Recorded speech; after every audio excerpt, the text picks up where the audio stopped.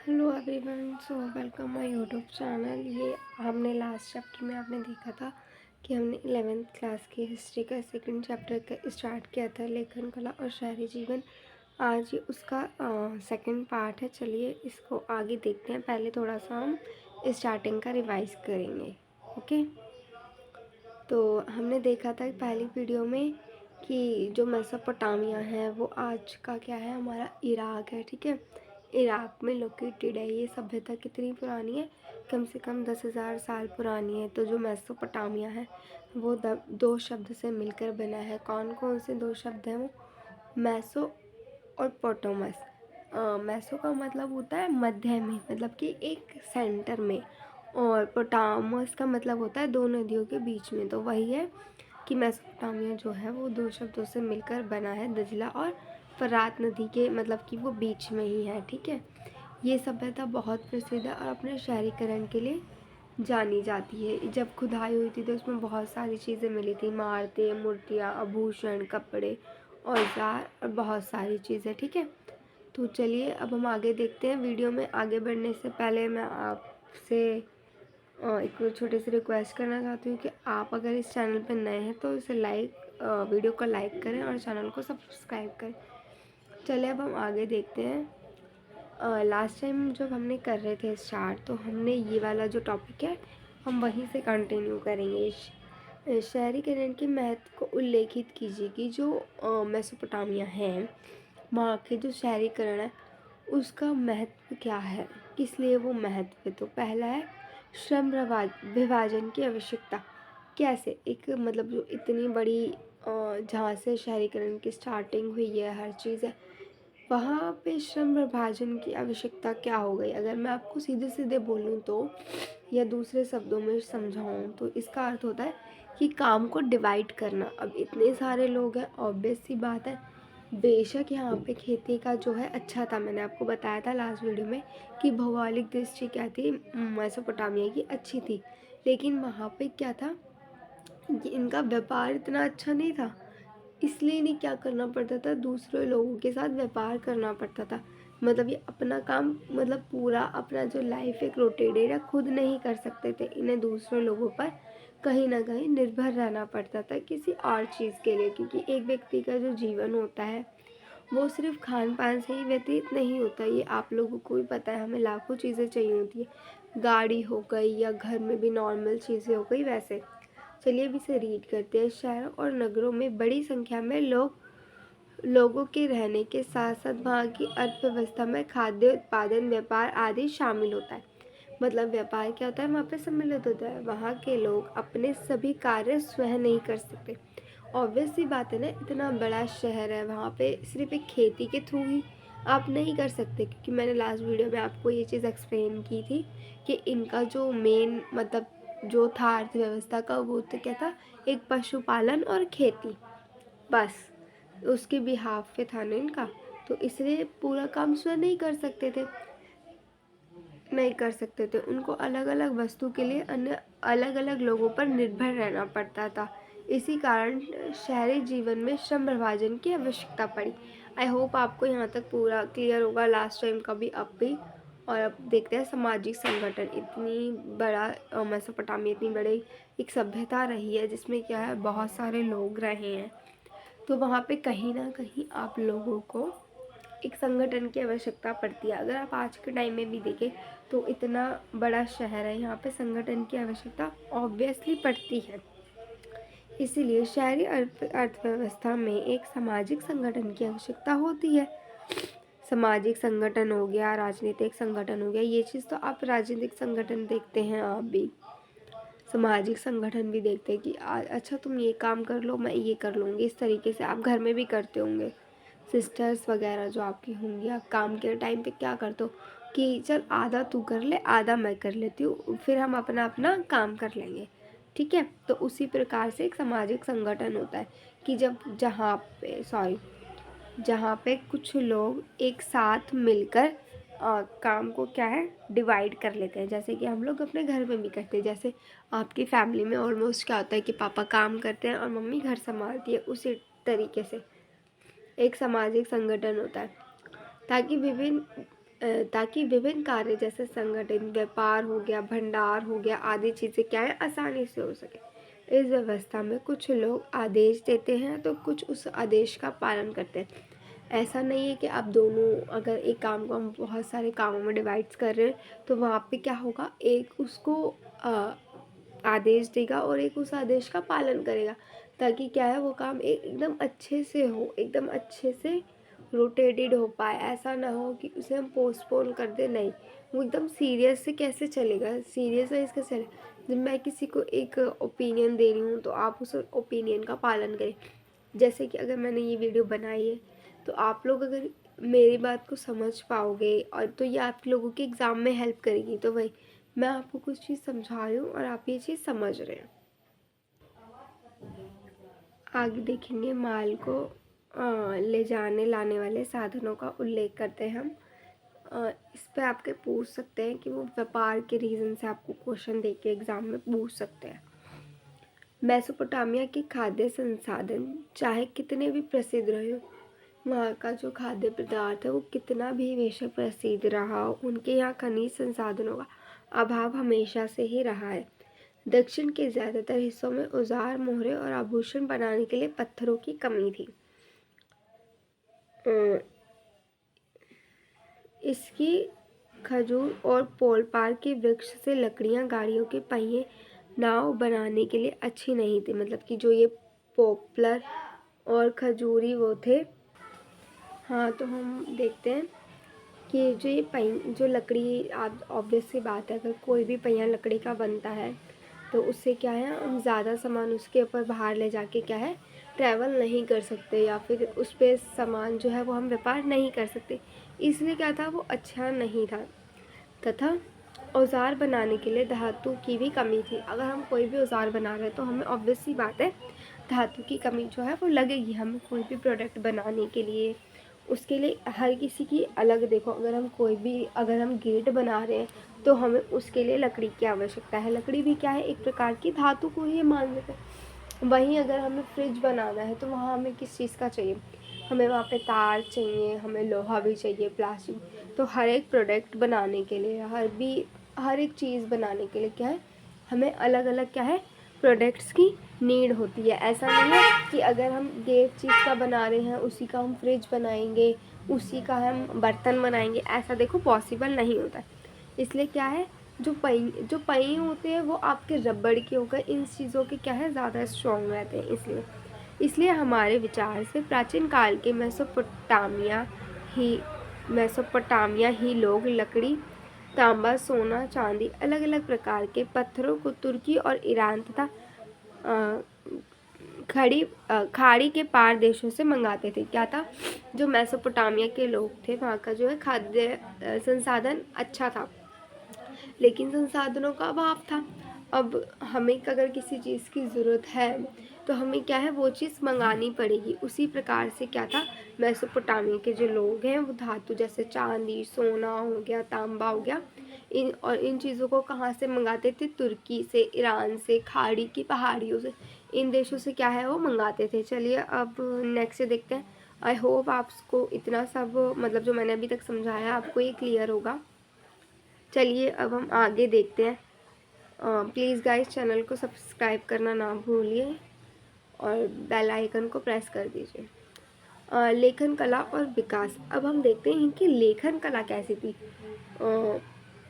Students, मुझे लेखन कला हो गया और ये सब चीज़ें हो गए ना, हिस्ट्री में सबसे इंटरेस्टिंग चीज़ लगती है किसी भी सभ्यता के बारे में पढ़ने में। तो देखते हैं आपको भी शायद इस चीज़ में इंटरेस्ट हो जाए जैसे मैं आपको पढ़ा रही हूँ। देखते हैं। मेसोपोटामिया में जो पहली पट्टिका पाई गई थी वो लगभग 3200 वर्ष पूर्व की थी। मतलब कि आप इमेजिन कर सकते हो कि जो चीज़ हमें पहले पाई गई है वो उससे भी 3200 वर्ष पुरानी हो, तो मतलब मतलब कैसी होगी। वहाँ पे क्या थी, 5000 पट्टियाँ पाई गई थी। पट्टियाँ आप कह सकते हो कि वो लोग है ना मिट्टी पे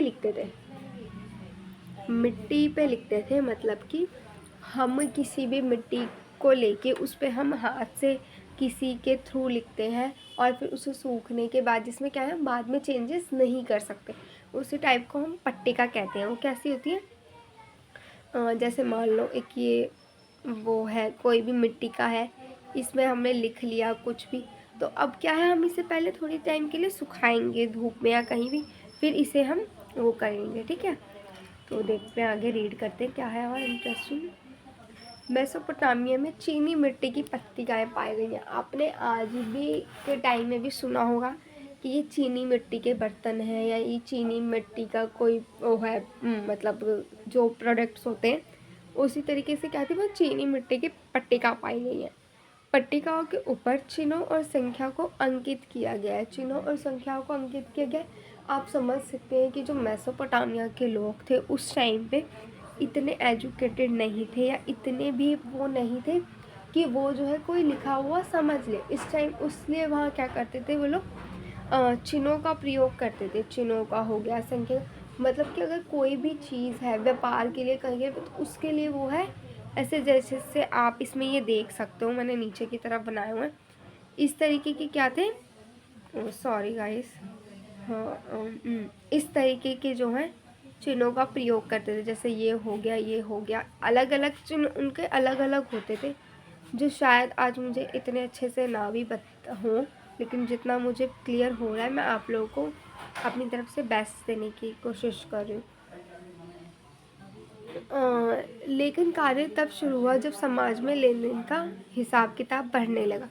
जैसे अगर आप देखते हो, अगर हमारा नॉर्मल चल रहा है, हम अपना ही सामान खुद ही यूज़ कर रहे हैं, हमारी फैमिली, तो हम उसके लिए क्या है, लेखन जोखा नहीं करेंगे। अपनी फैमिली का मैंने कर लिया, मेरे परिवार का, उनके परिवार का मैंने कर लिया, इस तरीके से। लेकिन वहीं पे अगर हम व्यापार कर रहे हैं किसी दूसरे देश के साथ या किसी दूसरे व्यक्ति के साथ, तो ऑब्वियस सी बात है वहाँ हमें लेखन जोखिम की आवश्यकता होगी। वही उस टाइम पे मेसोपोटामिया में हुआ जब उन्होंने व्यापार स्टार्ट किया तुर्की से, ईरान से और जो थी खाड़ी पहाड़ियों से। तब उन्हें क्या है, इस चीज़ की नीड पड़ी कि हाँ, अगर हम इतना प्रोडक्ट यहाँ से ले रहे हैं, इतना यहाँ से ले रहे हैं, तो उस चीज़ को क्या है, हम लिखे, उसे लिखित में दें। इसलिए आगे देखते हैं। ये हमने देख लिया था। लगभग 2600 ईसा पूर्व के आसपास सुमेरियन भाषा का प्रयोग किया गया। मतलब 2600 ईसा पूर्व, आप देख सकते हो उस टाइम पे क्या था, एक ईरानी भाषा थी जो बहुत, मतलब उस टाइम पे यूज़ होती थी। जैसे आज के टाइम पे हम लोग कॉमनली हिंदी में प्रयोग करते हैं भारत में, तो उस टाइम पे क्या था, इराक में क्या थे उस टाइम का, सुमेरियन भाषा का प्रयोग होता था। उस समय लेखन के प्रयोग का उद्देश्य शब्दकोश बनाने के लिए था, क्योंकि अगर हम देखो सुमेरियन भाषा, अगर हम शब्दकोश बनाएंगे तो शब्दकोश से क्या होगा कि आने वाले टाइम में हमें यूज़फुल रहेंगे, हम उन्हें पढ़ सकते हैं। ठीक है, एक आप ये वर्ड देखोगे क्यूनिफॉर्म, ठीक है, सॉरी, क्यूनिफॉर्म, कहाँ गया, एक सेकंड गाइस, ये सॉरी, ये आप देख सकते हो क्यूनिफॉर्म। ठीक है, ये एक क्या होता था, एक कीलाकार होता था, जैसे आज के टाइम में पेंसिल होती है ना, उस टाइम में, जिसका अर्थ खुंटी और फूमा, जिसका अर्थ आकार से बना है, जैसे कि हम आकार देते हैं, उस टाइप का कुछ था। ठीक है, आगे देखेंगे मेसोपोटामिया में लेखन की प्रणाली क्या थी। जैसे मैंने आप लोगों को पहले ही बताया कि वहाँ पे क्या है, चिन्हों का प्रयोग होता था। मतलब लोगों को इतने एजुकेटेड नहीं थे, तो वहाँ पे क्या है, चिन्हों का ही प्रयोग होता था। लोग चिन्ह एक स्वर और व्यंजन ना होकर एक अक्षर होता था। ना तो वो स्वर है, ना कोई वो व्यंजन है, वो क्या है, सिर्फ एक अक्षर है। अक्षर मतलब अक्षर के टाइप में भी वो एक चिन्ह है। ठीक है, और उस टाइम पे क्या थे, अगर हम आज के टाइम में भी देखें, जैसे हमारे मतलब अल्फ़ाबेट्स हैं, ABCD हो गई, सॉरी, का से कबूतर हो गई, बारह, उसी टाइम पे क्या थे, सैकड़ों चिन्ह थे, क्योंकि उस टाइम पे सैकड़ों लोग चिन्हों का ही प्रयोग करते थे, एजुकेटेड नहीं थे, तो इसलिए लेखन कार्य में अधिक कुशलता की आवश्यकता के कारण इस महत्वपूर्ण माना जाने लगा था। इस किसी भाषा विशेष की ध्वनि को एक उद्देश्य स्वरूप माना गया। ठीक है, अब देखते हैं कि मंदिर और राजा। अब मंदिर और राजा, मंदिर में क्या, अब देखते हैं, रीड करते हैं प्रॉपरली। 5000 ईसा पूर्व से दक्षिण मेसोपोटामिया में बस्तियों का विकास हुआ। ये आप अगर आपके में MCQs आ रहे हैं तो आप इस पॉइंट को याद कर लीजिए कि क्या था ये। और एक आपका ना ऊपर भी गया था ना, एक आपका ये क्यूनिफॉर्म। आप ये क्यूनिफॉर्म की डेफिनेशन याद कर लीजिए, बहुत इंपॉर्टेंट है, पेपर में 1 नंबर में भी आ सकती है आपके। ठीक है, तो ठीक है, 5000 ईसा पूर्व से दक्षिण मेसोपोटामिया में बस्तियों का विकास होने लगा। बस्तियाँ क्या थी, वहाँ पे 2 टाइप की विकसित हुई थी। पहला क्या था, एक तो हुई थी जो मंदिर के आसपास हुई थी, जैसे आज के टाइम में भी आप देखते हो अगर कोई मंदिर है तो उसके भी क्या है, चारों तरफ कोई ना पब्लिक हो जाती है। जैसे आप आज देख रहे हो अयोध्या में मंदिर बन रहा है, तो अयोध्या के जो मंदिर है राम जी का, उसके आसपास भी क्या है, धीरे धीरे बसापट होगी, वहाँ पे भी धीरे धीरे लोग जो है वो अपना घर बनाने लगेंगे इस तरीके से। और दूसरा क्या था, वो एक शहरी केंद्र बन गया था। जो क्या था, एक शहरी केंद्र बन गया था, मतलब कि जहाँ पे व्यापार का पूरा एक वो हुआ, वहाँ पे भी लोग बसने लग गए। उन्हें क्या बोलते थे, शाही। ठीक है, अब आगे आगे देखते हैं, आगे आगे एक सेकंड। हाँ, मंदिरों में इनका क्या था, अब आप लोग सोच रहे होंगे कि मेसोपोटामिया में मंदिर भी थे। हाँ जी, मंदिर थे। और वहाँ पे मंदिरों में कौन से, जो एक आप इन देवताओं का नाम याद कर लीजिए, मस्ट इम्पॉर्टेंट।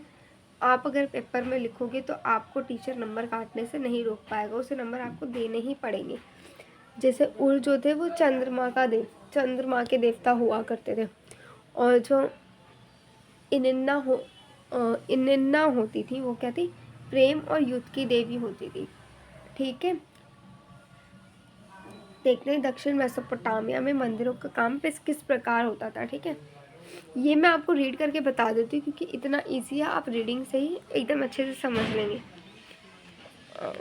जो स्थानीय लोगों को मंदिर के कार्य करना अनिवार्य होता था। काम करने के बाद बदले लोग अनाज दिया करते थे, इसलिए राशन सूचिकाएं बनाई जाती थी। उन सूचियों के अनुसार ही अनाज आदि थे।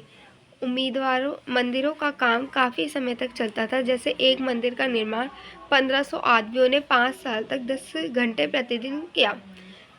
शासक के आदेश के अनुसार साधारण लोग मंदिर के निर्माण के बाद विभिन्न कार्य जैसे धातु, खनिज, ईंट तैयार करना आदि काम करते थे।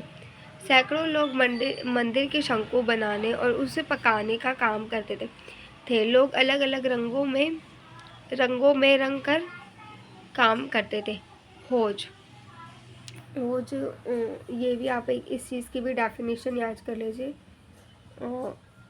होज और क्या है, ये स्टिल। ठीक है, ये भी आपका इम्पोर्टेंट है, मस्ट इम्पोर्टेंट है। ठीक है, सॉरी। होल ज़मीन में एक ऐसा ढका हुआ गड्ढा होता था जिसमें पानी या माल भरा जाता था। क्या होता है, जैसे पहले के टाइम में अगर पानी की कमी है तो बारिश हो रही है तो हम क्या है, वो होज के अंदर हम पानी सेव कर सकते हैं, या कोई मटेरियल है उस टाइम खेती, आपको पता है मेसोपोटामिया का जो खाद्य संसाधन था वो अच्छा था, तो वो क्या है, वहाँ पे खाद का भी उसमें ये कर सकते हैं। ठीक है, आगे देखते हैं। स्टील पत्थर का एक शिला पत्थर होती थी जिस पर अभिलेख उल्लेखित होते। मेसोपोटामिया के लोगों का शहरी जीवन क्या था, वहाँ पे जो ज़्यादातर लोग थे धन दौलत वाले क्या थे, उन्हें उच्च वर्ग कहा जाता था। उच्च वर्ग और निम्न वर्ग, छोटे वर्ग में डिवाइड थे। जो छोटा वर्ग था वो गरीब होते थे, जो उच्च वर्ग होता था वो अमीर व्यक्ति थे। उस टाइम पे क्या था, जो वहाँ का परिवार था आप लोगों ने देखा होगा कि आजकल जो है एकल परिवार का ज़्यादा जो है कॉन्सेप्ट आ गया है, लोग जॉइंट फैमिली में नहीं रहते। तो उस टाइम पे क्या था, लोग एकल परिवार में रहना वो समझते थे फ़ायदेमंद ही बोलूँगी मैं एक तरीके से, उनका ये जो ट्रेंड में था। जो एकल परिवार होता है उसमें क्या होता है, पति पत्नी और उसके बच्चे। ठीक है, उनके माता पिता अलग हो जाते हैं। तो वहाँ पे विवाह का क्या नियम था, विवाह में क्या होता था, वो जो वधू होती थी, जो लड़की होती थी, उसके माता पिता से पहले सहमति ली जाती थी, उसके बाद ही उसका विवाह तय होता था। ठीक है, तो जो विवाह होता था उसमें क्या है, अगर विवाह के पश्चात जो है वो जो मतलब आज भी जैसे है कि घर का जो मुखिया होता है वो पिता होता है या जो पति होता है वो ही होता है, तो उस टाइम पे भी वही था। नगर व्यवस्था कैसी थी? उरका नगर की खुदाई 1990 में की कई बातों की जानकारी प्राप्त होती है। गलियाँ क्या थी? नगरों की टेढ़ी मेढ़ी थी। वहाँ का जल निकास भी काफ़ी ठीक ठाक था। आगे देखते हैं। ओके, यहाँ थे ना, देखते हैं यहाँ का जो है मारी नगर का महत्व क्या है। पहले हम देख लेते हैं कि जो मारी नगर है वो एक राजधानी थी, ठीक है, जो कि व्यापार के रूप में बहुत ज़्यादा फला फूला, ठीक है। मारी नगर व्यापार के आधार पर समृद्धशाली शहरी केंद्र का उदाहरण है। यहाँ से लकड़ी, तांबा आदि नावों के द्वारा फरात नदी के रास्ते दक्षिण के तुर्की तक जाता था। मतलब क्या था, यहाँ से माल लेके हम जो है वो ट्रांसफ़र कर देते थे कहाँ? तुर्की और सीरिया में। जब सामान यहाँ रुकता था मारी में, तो वो क्या करते थे, उसका जो भी उसका टोटल अमाउंट होता था उसका क्या है 10% वो अपने लिए मतलब ले लेते थे एज अ टैक्स के तौर पे, ठीक है। मारी नगर के राजा का वर्णन कीजिए, ठीक है। मारी का विशाल राजमहल वहाँ के शहरी परिवार के निवास स्थान के साथ प्रशासन और उत्पादन, विशेष रूप से कीमती धातु के आभूषण के निर्माण का मुख्य केंद्र था। वो एक मेन पॉइंट था, कहते थे शहरी जीवन भी वहीं से था। मतलब एक शहरी परिवार को दर्शाता था, एक शहरी परिवार का निवास कैसा होता है उस तरीके। जो राजा के अब अगर वो राजा हैं तो उनका खान पान भी वैसा ही था। तो राजा के भोज में क्या है, जब वो उसका खाना सर्व होता था उसमें क्या था, काफ़ी सारी जो खाद्य पदार्थ वो पेश की जाती, जैसे रोटी, सब्जी, मांस, मदिरा आदि चीज़ें। राजा के अपने साथियों के साथ सफ़ेद पत्थर जड़े आंगन में बैठकर भोजन करता था। राजमहल का केवल एक ही प्रवेश द्वार था जो उत्तर की ओर से बना हुआ था। मतलब एक ही उसमें द्वार था जो कि था, मतलब मेन जो गेट था वो उत्तर की तरफ बना हुआ था। राजा विदेशी अतिथियों और प्रमुख लोगों से जिस कमरे में मिलता था वहाँ की दीवारें चित्रों को देखकर आधे से लोग कहते वो शौक हो जाते थे। मतलब इतनी ब्यूटीफुल्ली वो बनाई हुई थी। जो राजा का महल था वो 2.4 एकड़ में बना हुआ था, मतलब 2.4 एकड़ में वो बना हुआ था, जिसके अंदर 260 कमरे थे। मेसोपोटामिया संस्कृति में शहरों का महत्व था, ठीक है। आगे देखते हैं शहरों का महत्व। मेसोपोटामिया के निवासी अपने शहरी जीवन को प्रमुखता देते थे। यहाँ अलग अलग समुदाय तथा संस्कृति के लोग मिलकर एक साथ रहा करते थे, ठीक है। मतलब एक साथ रहते थे, सबको भेदभाव वाला टाइप नहीं था।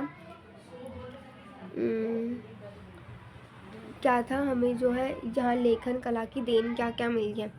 जहाँ दुनिया की सबसे बड़ी जो लेखन कला की हमें मिला है ना देन, वो कहाँ से मिला है? मेसोपोटामिया से ही मिला है। काल गणना हो गया, गणित, गुणा, भाग, वर्गमूल, चक्रवर्ती व्यास, सब मेसोपोटामिया की ही देन है। पृथ्वी के चारों ओर चंद्रमा की परिक्रमा के अनुसार, जैसे हम देखते हैं कि जो पृथ्वी है वो सूर्य के आजू बाजू क्या है, पृथ्वी अराउंड मारती है। जो हमारे दिन है वो 24 घंटे के होते हैं। साल मतलब जब सूर्य अपने अक्ष मतलब जो पृथ्वी अपने अक्ष का एक पूरा चक्कर लगाती है तो वो एक दिन होता है। जब वो पृथ्वी का पूरा एक चक्कर लगाती है तो वो 24 घंटे होते हैं। जैसे आप ये देख सकते हो ना कि 12, 4, 24 इस टाइप से, ठीक है। जैसे ये चंद्रमा के चारों ओर चक्कर लगा रही है इस तरीके से। Bye guys, please guys subscribe कीजिए मेरे चैनल को और मुझे पूरा सपोर्ट कीजिए। Bye bye.